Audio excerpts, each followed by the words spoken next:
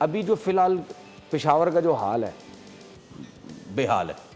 वो अगर आपको ये आइडिया हो गया था कि इस विकेट पे इस पिच के ऊपर अनइवन हो रहा है बॉल और इतनी आसानी से रन्स नहीं हो रहे, तो उस हिसाब से मैं ये सोच रहा था कि मुझे नहीं लगता अभी ये पेशावर की टीम ये रन्स कर पाएगी। एक तो 178 में से इतनी गंदी फील्डिंग की है पेशावर, फील्डिंग बहुत इतनी गंदी फील्डिंग की, इंक्लूडेड बाबर आजम, दो चौके, उसके सुफियान बाद मुकीम ने भी। सुफियान मुकीम, गंदी बॉलिंग, गंदी फील्डिंग।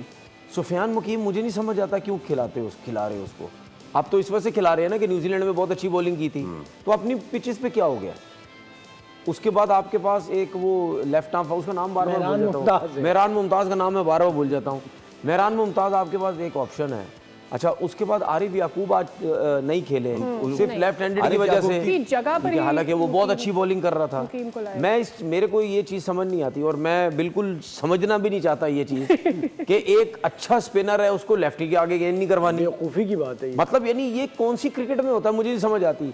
मतलब अगर कोई लेग स्पिनर खेल रहा है या लेफ्ट आर्म स्पिनर खेल रहा है तो क्या उसको फिर बिठा दें, उसको बोला नहीं जी जब खबे आउट होंगे सज्जे आएंगे तो तुम आगे बॉलिंग करोगे, अदरवाइज तुम बॉलिंग कर नहीं सकते। ये चीज़ आपको याद है एक टाइम पे अहमद वसीम के लिए होने लग गई थी जी, लेफ्ट हैंडेड आता है, कराची किंग्स से खेल रहे थे, बॉलिंग नहीं करते थे, कप्तान होते हुए बॉलिंग नहीं कर रहे थे, घबरा रहे थे, पता नहीं जी लेफ्ट हैंडेड आ जाएगा मुझे छक्के लग जाएंगे। तो ये लॉजिक मेरी बिल्कुल समझ से बाहर है।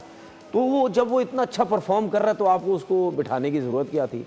फिर उसके बाद बाबर आजम जो है वो बार बार लेफ्ट हैंडेड पे आउट हो रहे हैं, ठीक है। मैं चाहूंगा आज भी आप देख लें, मैं चाहूंगा कि हम वो तस्वीर लाजमी दिखाएं। वही चीज है, वही बिल्कुल वही चीज है। प्लीज बाबर का जिस तब वो आउट हुए हैं तो प्लीज वो तस्वीर दिखाइए। आपने वो एग्जैक्ट जो मोमेंट है उसको कैप्चर किया है सर। अब आप ये देखें कितने क्रॉस हुए, जिसको हम क्रिकेट की जबान में कहते हैं ना, इसको कैंची बन गई, ठीक है। हम क्रिकेट की जबान में कहते हैं ये जो ओरिजिनल जो कोचेस जिन्होंने कोचिंग की हुई है वो कैंची वैंची नहीं कहते, ठीक है ना। मैं क्रिकेट की जबान में कह रहा हूँ कि इसको कैंची बन जाती है, ठीक है।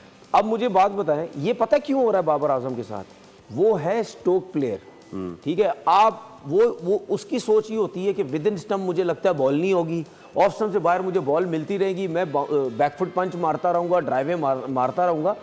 ये बार बार जो अंदर की बॉल पे लेग बिफोर हो रहा है ना, इसकी सोच बाबर आजम की है ही नहीं कि मैं सीधा सीधा खेलूं, अंदर आता है बॉल सीधा खेलूं, ठीक है ना।